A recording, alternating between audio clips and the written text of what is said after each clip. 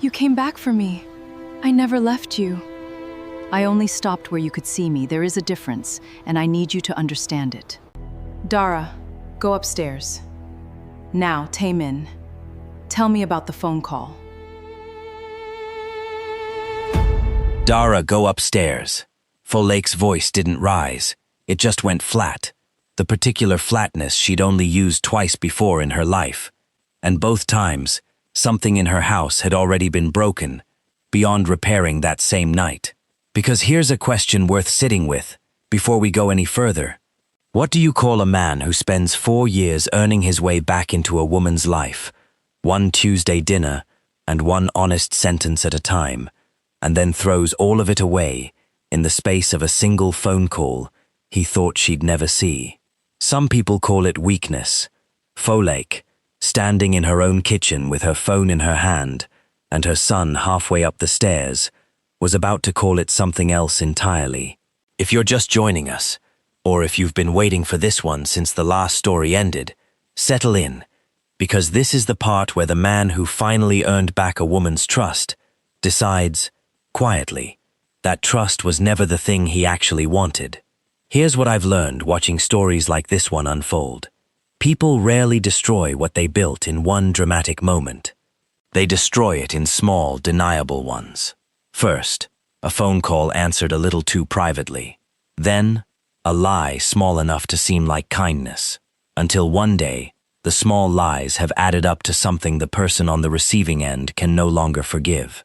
And usually, by the time anyone else notices, the person doing the destroying has already convinced himself he did nothing wrong. Her name was Folake, and this is the story of how the family that finally welcomed her home nearly lost her twice, once to a lie her husband's uncle told him, and once to a woman her husband's uncle never had to lie about at all, because Taemin was more than willing to lie to himself.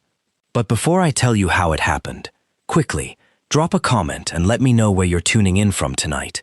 And if you were with us for the first story, tell me if you remember exactly where you left off, because we're picking it back up almost exactly where we ended. Let me start from where things actually stood. 4 years had passed since Madame Han Seo-yeon was buried in the family plot outside Seoul, and in those 4 years, Han Tae-min had built something that, from the outside, looked almost like peace. The triplets, Adaeze, Kemi, and Dara, were 7 now, splitting their time between a townhouse in London and long summers at the Seoul estate. Folake ran her own architecture firm, with offices in both cities. Taemin had rebuilt the family's holdings around a construction company and a small publishing house, precisely the quiet, legitimate life he'd promised his mother he'd build in her final years. He and Folake had never remarried. They had also never really needed to. Everyone who knew them understood exactly what they were to each other, and for 4 years, that unspoken arrangement had held. What none of them knew, what even Taemin himself hadn't fully admitted yet, was that the arrangement had a weak point neither Folake nor his late mother had ever accounted for, because it wasn't Kyung-ho this time.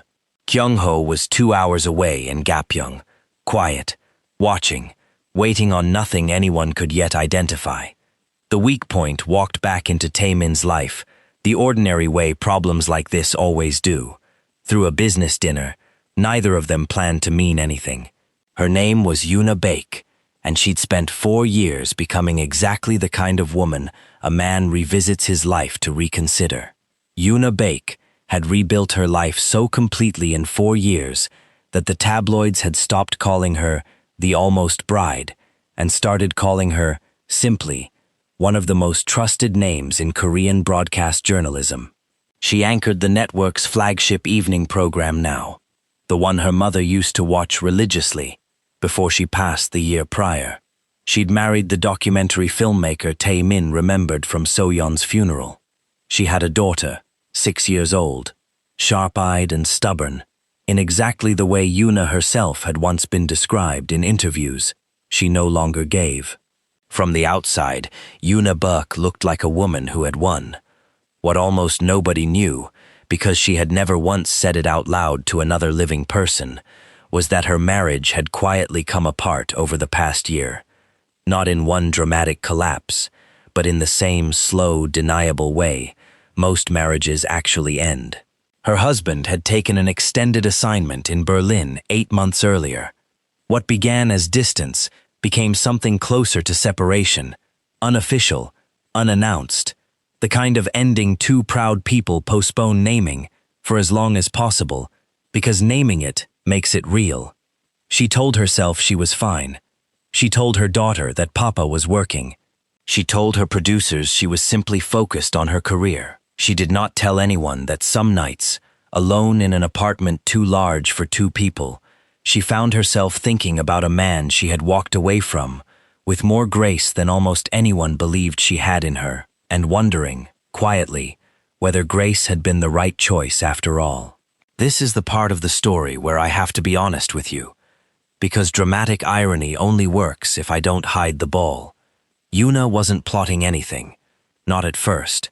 She wasn't cruel, and she wasn't calculating in the way Kyung-ho had once been calculating.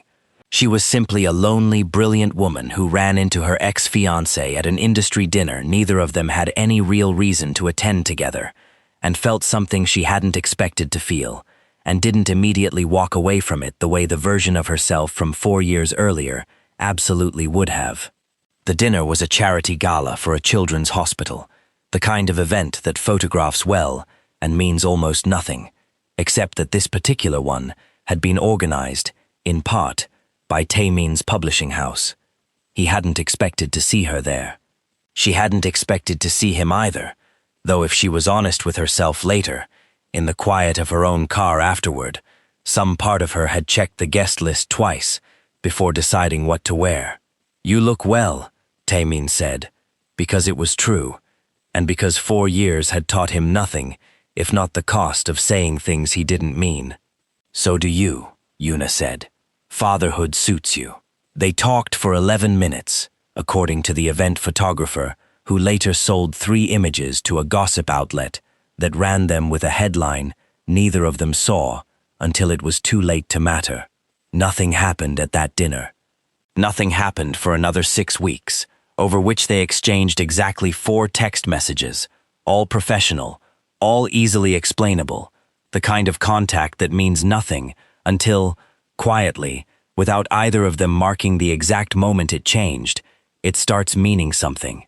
Here's what I need you to hold on to as we move forward, because it matters more than anything else in this act. Folake didn't know any of this was happening. Not the dinner, not the texts, not the growing thing neither Taemin nor Yuna had named yet even to themselves. She was in London with the children, running her firm, trusting a man who had spent 4 years earning that trust, one honest Tuesday at a time. She had no reason to check his phone. She had no reason to ask questions about a gala she hadn't attended. Trust, once genuinely rebuilt, doesn't announce itself constantly checking over its own shoulder. That's precisely what makes it so easy to break the second time. Taemin told himself, repeatedly, that it was nothing. He told himself this the way people always tell themselves things they've already decided not to believe. Kyung-ho, 2 hours away in Gapyeong, heard about the gala photographs the same week everyone else did, from a former council ally who still, out of habit more than loyalty, kept him informed of anything involving the Han family name. He was 75 now, retired in every official sense, his health beginning to fail in the quiet, ordinary way. Age fails everyone eventually, regardless of how much power they once held. He looked at the photographs for a long time. Then he did something he hadn't done in 4 years. He picked up the phone and made a single call, not to a journalist, not to a forensic accountant, not to anyone capable of manufacturing evidence the way he once had. He called Yuna Baek directly. "I have no interest in helping you," she said, the moment she recognized his voice, cold enough that he almost respected it. "I'm not calling to help you," Kyung-ho said. "I'm calling because I think we finally want the same thing, for entirely different reasons, and I've learned, very late in my life, that shared timing matters more than shared motive." He didn't threaten her. He didn't need to. He simply reminded her, gently, the way a much older man reminds a younger one of something obvious, that Folake had never remarried Taemin in 4 years, that nothing between them was legally binding, that the door Yuna had once walked out of with dignity had never actually been closed and locked behind her. Yuna sat with the phone against her ear for a long time after he'd finished talking, saying nothing, and when she finally hung up, she did not call him back, and she did not agree to anything he'd suggested, but she didn't delete his number either. If you've ever watched someone you care about start making small, deniable choices that don't add up to anything on their own, but somehow add up to everything once you finally see the whole pattern, you already know exactly where this is headed. Stay with me, because the next act is where Taemin stops being a man drifting toward temptation and becomes a man who chooses it, and Folake is the last person in her own house to find out. 6 weeks after the gala, Taemin flew to Berlin for a publishing conference he could have easily sent a deputy to attend instead. He told Folake it was business. It was, technically, business, the same way a lit match is technically just a small piece of wood. Yuna was there too, covering the same conference for her network, a coincidence exactly nobody in either of their circles believed was actually a coincidence. They had dinner the first night, professionally, in a hotel restaurant with enough other guests present that neither of them had to examine what they were doing too closely. They had dinner again the second night, in his room, because it was raining and going out felt unnecessary, and because by then, both of them had stopped pretending the choice to keep seeing each other was accidental. Here's the part of this story I wish I didn't have to tell you, but honesty matters more than making anyone look better than they behaved. Taemin didn't fall into anything. He walked into it, slowly, with his eyes open, telling himself at every single step that nothing had actually happened yet, right up until the moment something actually did. He called it a mistake the next morning. He believed, genuinely, that he meant it. He did not call it a mistake the second time it happened, 3 weeks later, in Seoul, in a hotel considerably closer to his own home than either of them would admit out loud was intentional. What do you do with a man who spent 4 years proving he'd changed, and then, the moment the person testing that change was replaced by someone offering him an easier version of himself, quietly stopped changing at all? I'm not asking that to be cruel to him.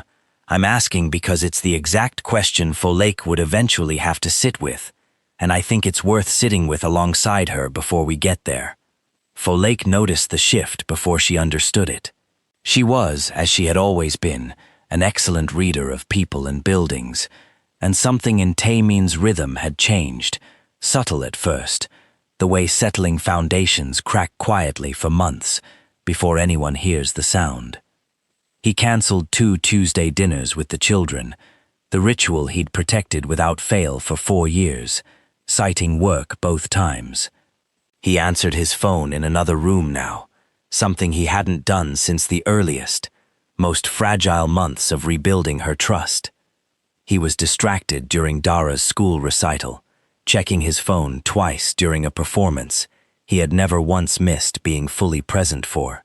She asked him directly, once, sitting across from him in her London kitchen, the same kitchen where 4 years of small, consistent honesty had slowly rebuilt what his uncle's lie had once destroyed. Is something wrong? No, he said. Work has just been demanding. It was the first outright lie he had told her in 4 years, and unlike his uncle's forged documents, this one required no forensic accountant to eventually uncover. It simply sat there, small and quiet, the first crack in a foundation that had taken 4 years and enormous care to rebuild. Folake let it go that night. She had learned, the hard way, the difference between healthy patience and willful blindness, and she told herself this was the former. She would learn, in the following act, exactly how wrong that particular instinct had been. 2 states away, in Gapyeong, an old man who had spent 35 years losing every battle he'd tried to win through force, sat in a quiet study and, for the first time in 4 years, allowed himself something close to satisfaction. He hadn't manufactured a single piece of evidence this time. He hadn't needed to. He had simply reminded two people of a door that had never fully closed, and stepped back to watch them walk through it themselves. Folake found out the way most people find out about the things they've been quietly refusing to see. Not through confrontation, not through confession, but through her own eyes. On an ordinary Thursday, arriving at Taemin's sole apartment unannounced, because Kemi had left her favorite drawing there and refused to sleep without it. Yuna's shoes were by the door. She stood in that hallway for a long moment, holding her daughter's hand, doing the same quiet arithmetic Yuna herself had once done in a courtyard 4 years earlier, watching a family's carefully built story rearrange itself in real time. Kemi looked up at her. "Mummy, why are we just standing here?"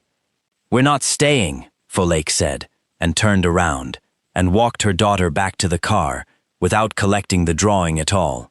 She didn't call Taemin that night. She didn't call him the next day either. What she did, instead, was something considerably more dangerous to him than confrontation would have been.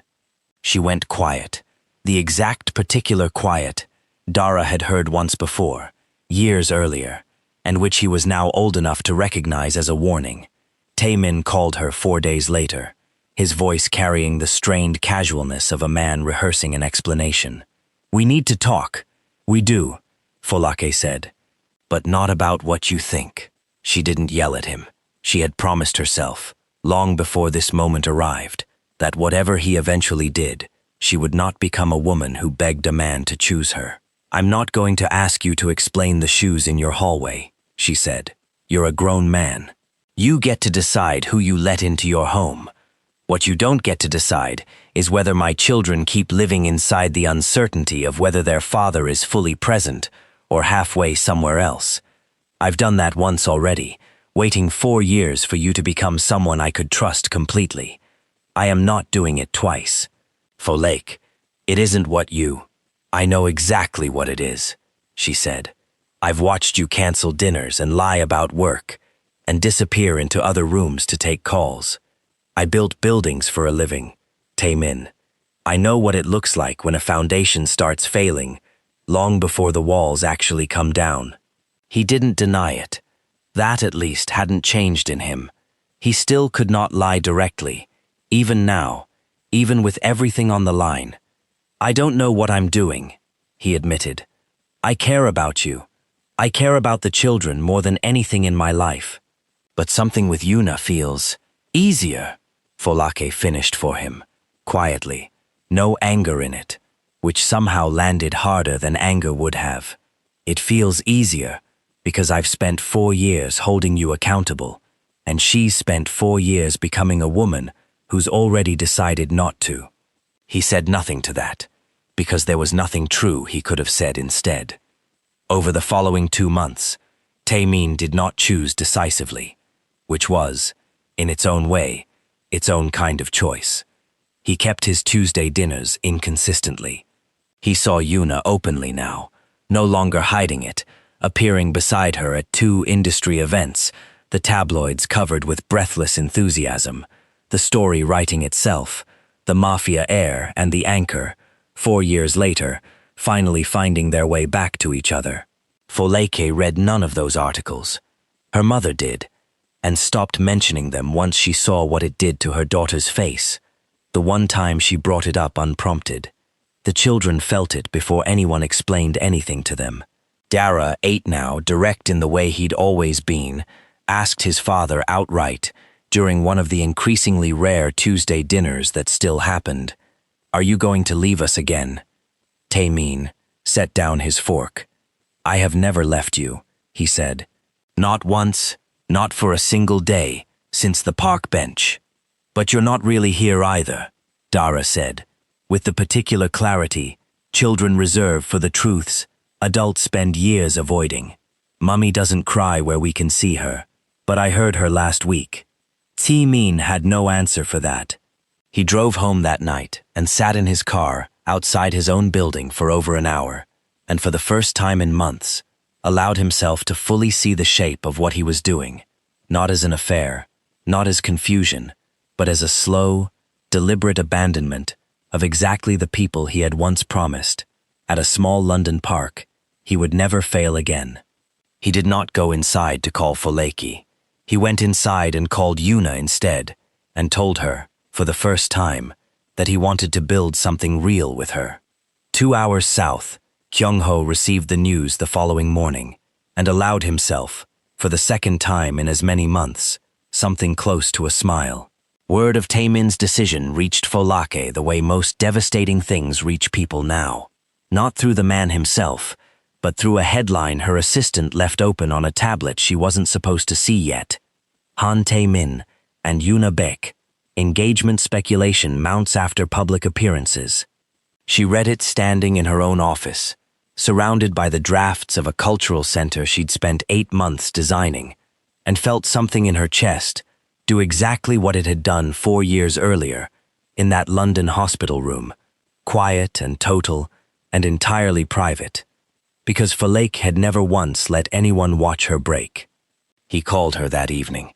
She let it ring twice before answering, not out of strategy this time, simply because her hands weren't steady enough to pick it up sooner.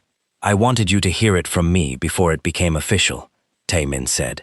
"You wanted me to hear it from you 4 minutes after I already read it," Folake said. "That's not the same thing, and I think you know that." He was quiet for a moment. "I never meant for any of this to happen the way it happened." "I believe you," Folake said, and she did, which somehow made it worse. "I don't think you meant for any of it."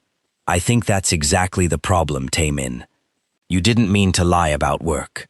You didn't mean to cancel our children's dinners. You didn't mean to walk back into something with Yuna. None of it was a decision, according to you. It just kept happening to you, over and over, the same way your uncle's lie just happened to you 4 years ago. I have spent 4 years watching you become a man who takes responsibility for his choices. I would like to know when exactly you decided this particular set of choices didn't count." He had no answer for that, because there wasn't one that didn't require admitting something he still wasn't fully willing to say out loud, even now. "I'm not going to fight for a place in your life you've already decided to give to someone else," Folake said. "I fought once. I raised 3 children alone, rather than fight dirty for a man who couldn't be bothered to ask me one question before he signed divorce papers. I am not doing that again, not for anyone, not even for you." She hung up before he could answer, and for the first time in 4 years, she cried where the children could hear her. 2 hours south, in Gapyeong, Kyung-ho received a different kind of news that same week, and it troubled him considerably more than any engagement announcement. His former ally on the council, the one who still kept him informed out of habit, mentioned almost in passing that So-yeon's old friend at the Ministry of Justice, the one who had helped close the immigration review years earlier, had recently made 2 private inquiries about him, quiet ones, the kind that don't show up on any official record unless someone specifically knows to look. Kyung-ho sat with that information for a long time.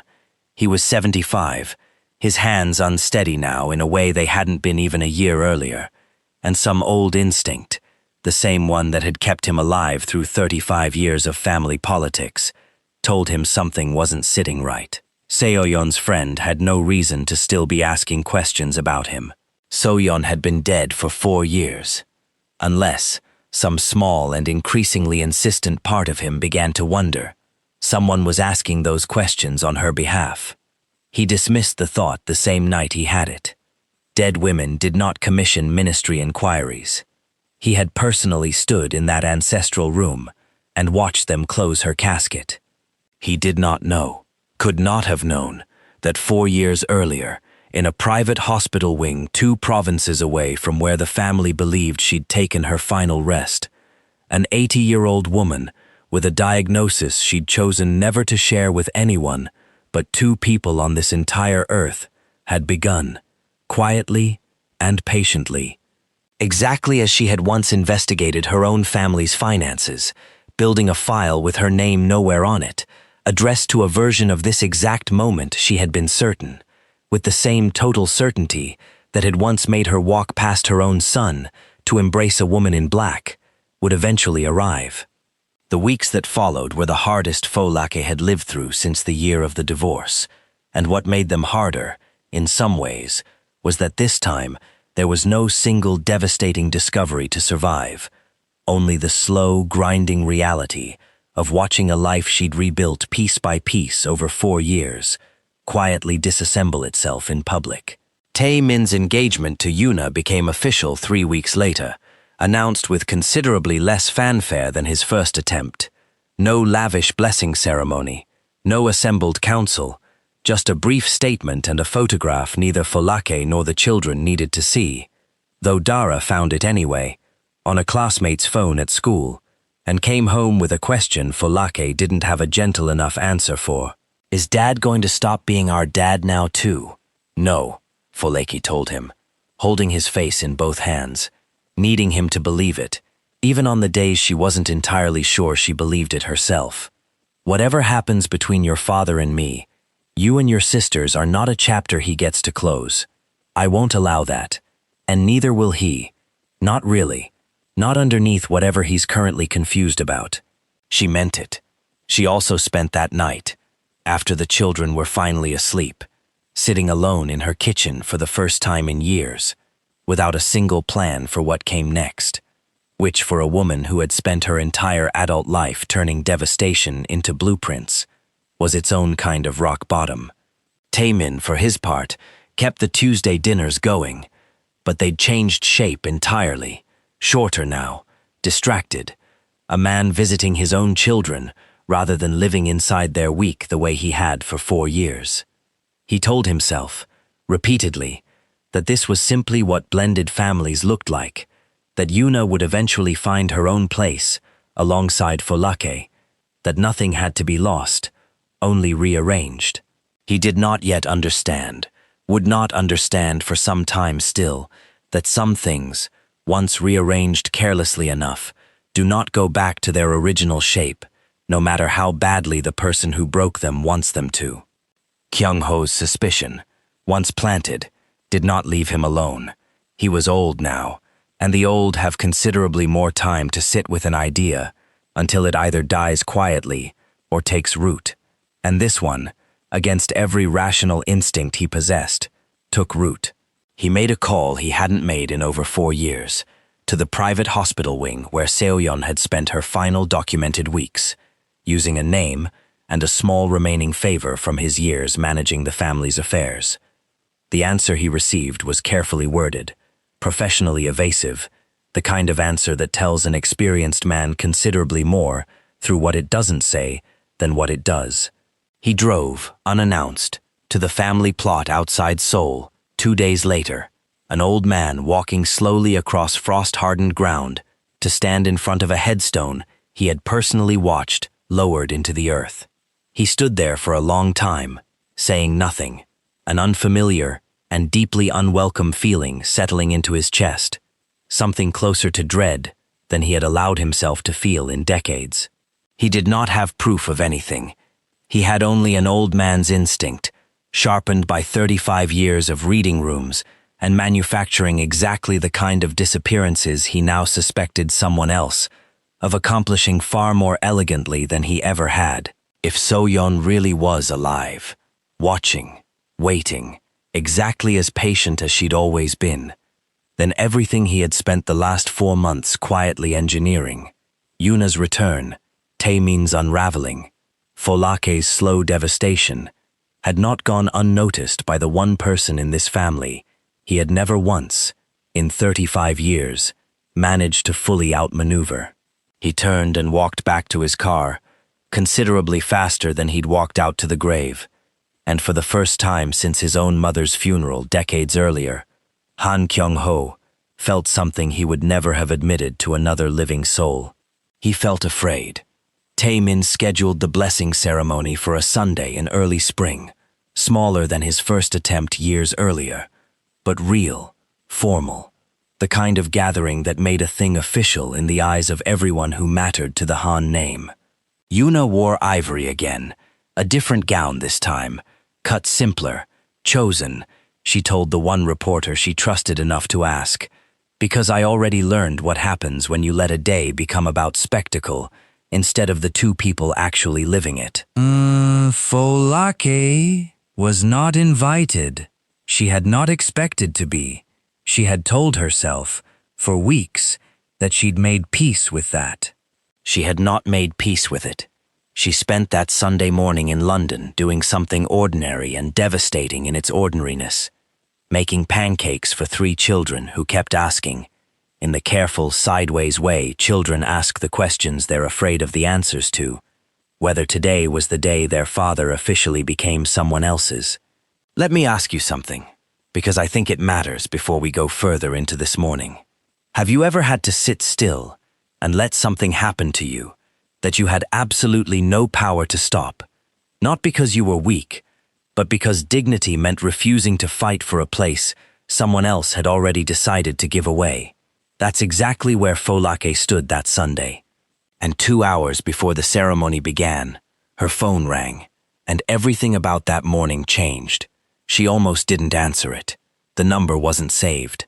But something about the timing, something she couldn't explain even to herself later, made her pick it up.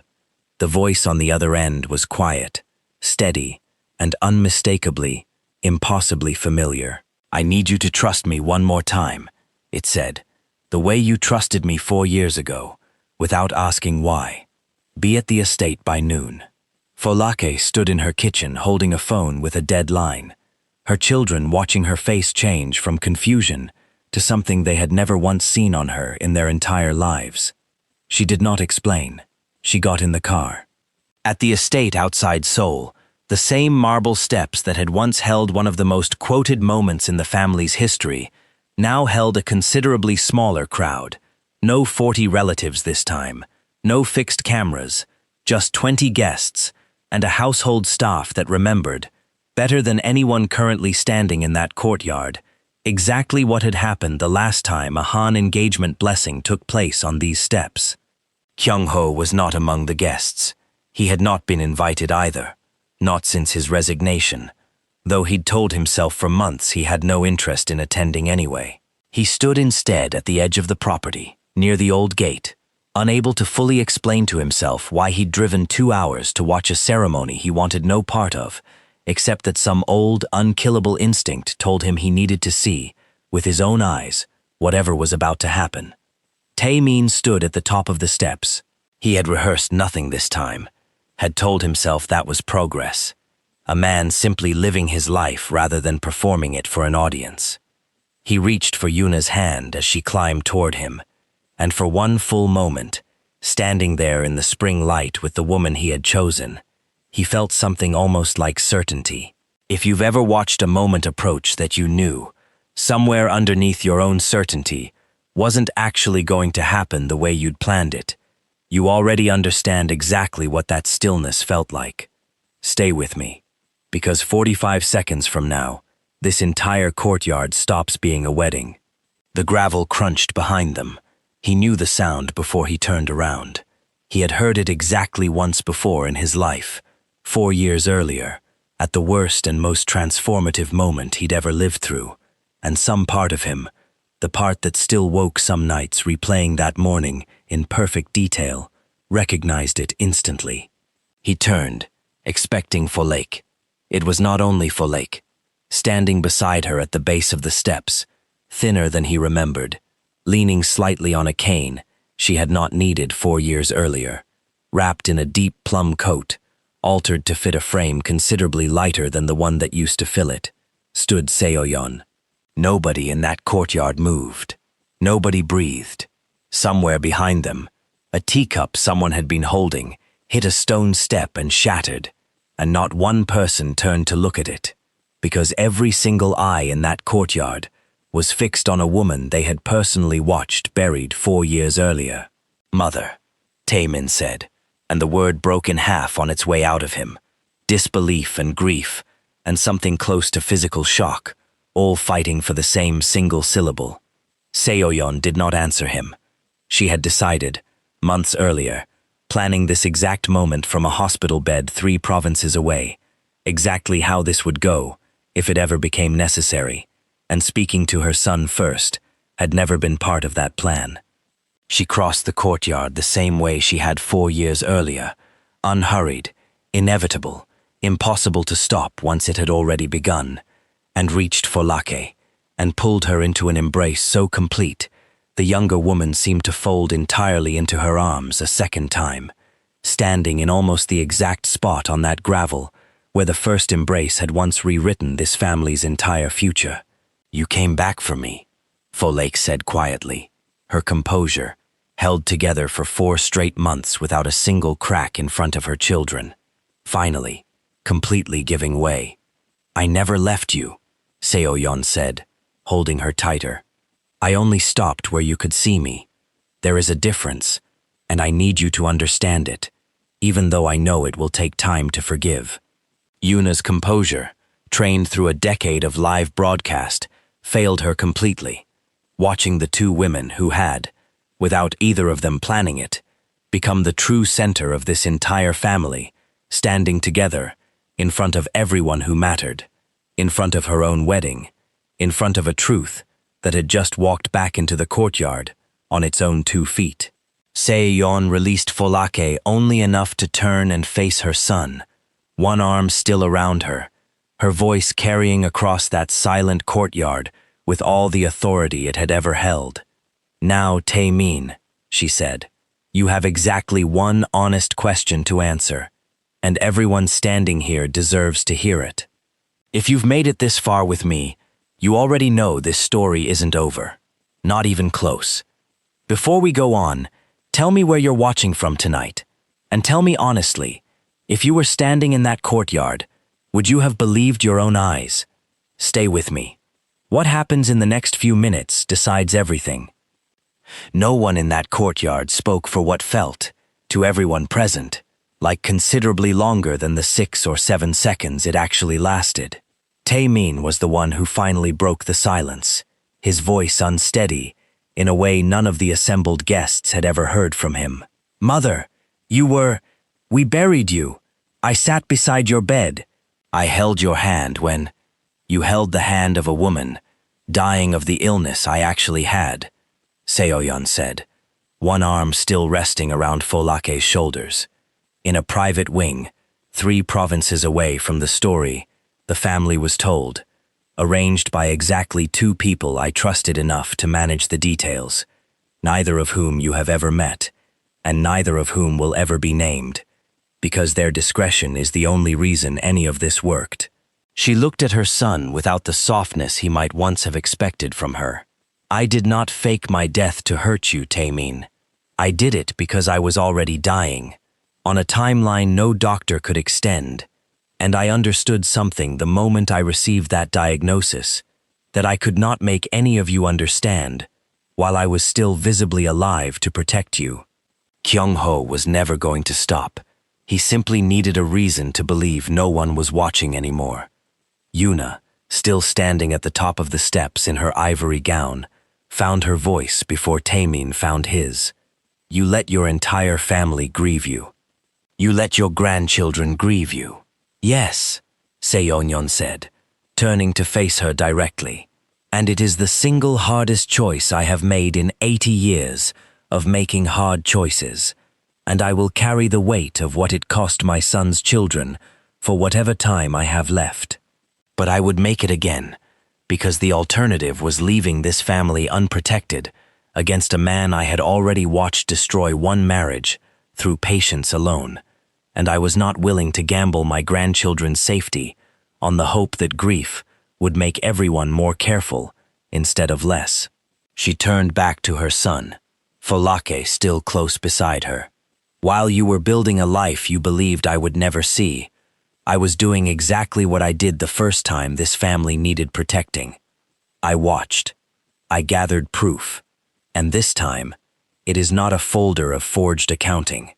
It is 4 years of documented attempts by your uncle to destabilize this family's leadership through a network of council allies he never fully gave up, culminating, 3 weeks ago, in a phone call to a journalist proposing a story about your children's legitimacy, timed for a week, he believed I would never learn about, because I was already dead. At the edge of the property, near the old gate, Kyung-ho heard every word carried across the quiet courtyard, and understood, with the clarity that arrives only when it is entirely too late to matter, that the fear he'd felt standing at that headstone 2 months earlier had been precisely correct. He did not wait for her to finish. He got into his car and drove, not toward the estate, but away from it, though it would not matter.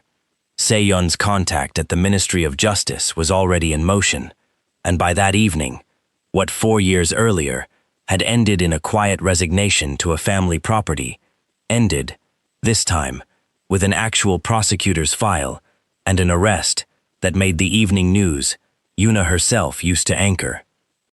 So-yeon released Folake gently and turned to face her son one final time in front of the gathered guests.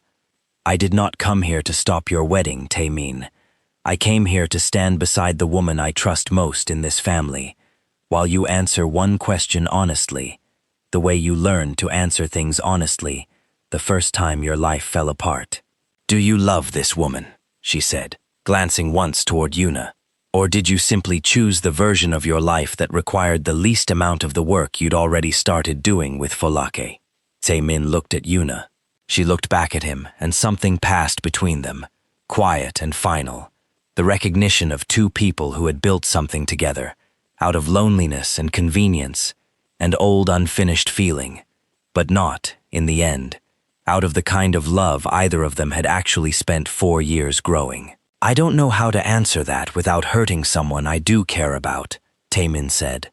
That, Yuna said quietly, echoing words she had said to him once before, in another lifetime, is the most honest thing you've said to me since the gala. She removed the ring, unhurried, without theater. I already know the answer, Taemin. I think I've known it since the night in Berlin, if I'm honest with myself. I let myself believe otherwise, because it was easier than admitting I'd built a second engagement on the same shortcut as the first one. She turned toward Se-yeon and Folake, standing together at the base of the steps. I'm glad you're alive, she told Se-yeon. I mean that. This family deserves you. Then, to Folake, with no bitterness left in it, take care of him properly this time. Somebody should. She walked down the steps alone, past all 3 of them, dignity intact, for the second time in her life, and did not look back. Taemin stood alone at the top of the steps, 4 years of quiet devastation finally catching up to him all at once, looking down at his mother and the mother of his children standing together, exactly where they'd once stood 4 years earlier, and understood that whatever happened next was no longer his to control. Folake, he started. Not here, Folake said. Not unkindly, but with a steadiness that left no room for negotiation. Not in front of everyone who just watched you almost marry someone else. Come find me when the guests are gone, and we'll talk, but you will listen more than you speak. She turned to Se-yeon, took her free hand, the one not resting on the cane, and the 2 women walked into the house together, leaving Taemin standing on the steps alone, with the weight of an entire courtyard's silence and every choice he had left to make. The guests left quietly, in the particular hush that settles over a household staff, trained across generations, to make scandal disappear from a courtyard within the hour. By early evening, the estate had emptied out to almost nothing, just family, the koi pond, the old plum tree Taemin had once sat beneath, with a folder full of photographs of children he'd never met. He found Folake in the tea room where, 4 years earlier, she had once laid down 4 rules and he had agreed to every one of them. She was alone this time, Se-yeon having excused herself upstairs to rest, her body finally allowed to admit, now that the performance of the day was over, exactly how much it had cost her. You said I would listen more than I speak, Taemin said, sitting across from her. I'm listening. Folake studied him for a long moment, the way she'd once studied buildings for structural flaws, invisible to anyone without her training. I'm not going to pretend today didn't change something, she said. Watching your mother walk back into my life, knowing what she gave up to protect us, it reminded me why I ever let this family back in at all. But I need you to understand something clearly, because I don't think you fully understood it the first time. I did not come here today for you. I came because your mother asked me to. The same reason I came 4 years ago. Everything that happens between us now has to be separate from that. I know, Taemin said. I don't expect today to fix what I broke. Good, Folake said, because it doesn't. What you did these last 4 months wasn't your uncle's lie this time. Nobody forged anything. Nobody manipulated you into it. You chose it, slowly, with your eyes open, while I trusted you with the one thing I swore I'd never hand anyone twice. She let that sit before continuing. I forgave you once for something done to you. I don't yet know how to forgive something you did entirely on your own. I'm not asking you to, tonight, he said. I'm asking for the chance to earn it again, the same way I earned it the first time, on your terms, on your timeline, for as long as that takes. And if it never happens, if you decide a year from now or 5 years from now that it was never going to be enough, I will still show up every Tuesday for our children, because that part was never conditional, and I let myself forget that these last few months, in a way, I will spend a long time making right. Folake was quiet for a long moment. Upstairs, a door opened, small feet on the staircase. Dara appeared in the doorway, still in the small formal suit he'd worn for a wedding that hadn't happened, having refused to change out of it until someone explained what exactly he'd just watched. Is Grandma really staying this time? He asked. Not disappearing again. She's staying, Taemin said, for as long as she's able to. Then can we see her every week?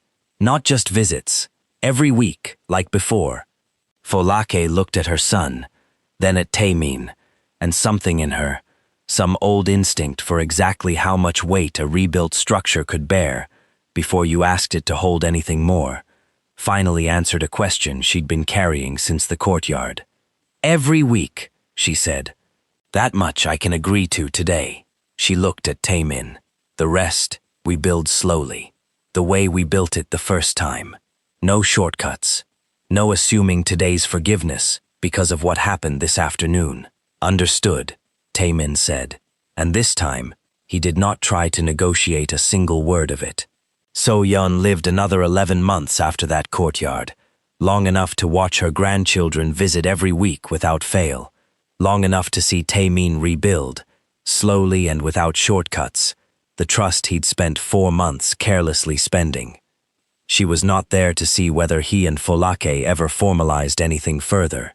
Some things, she told Folake once, in one of their final quiet conversations, were never meant to be rushed toward an ending just because time had grown short. You already gave this family the one thing it actually needed, Folake told her, holding her hand in a hospital room, considerably less private than the one Seo-yeon had once hidden in. You taught your son what it costs to be trusted twice. Whatever happens after you're truly gone, that part is finished. No, Seo-yeon said, smiling faintly. It's never finished.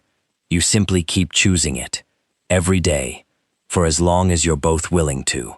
That's the whole secret. There was never a trick to it beyond that.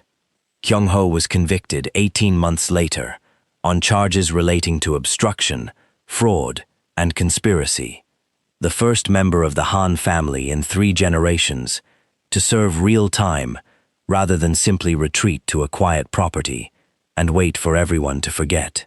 He wrote So-yeon exactly 1 letter from prison, delivered after her death, and read instead by Folake, who chose not to share its contents with anyone. Dara stood beside his father at So-yeon's second funeral, the real one, older now, in a suit that actually fit him this time. He did not ask if she was watching. He already knew the answer, the same way his grandmother had always known, with total certainty, exactly when a family needed her most. If this story stayed with you, I want to know something honestly. Did Seo-yeon make the right choice, letting her entire family grieve her once to protect them, and then asking Folake to trust her all over again, with almost no warning a second time? Or does even the best intention have a limit to how many times it can ask the people who love you to simply have faith? I read every comment, and I genuinely want to know which side of that you land on. Until the next one, remember that trust, once rebuilt, is never owed a second chance. It's only ever earned, one honest Tuesday at a time.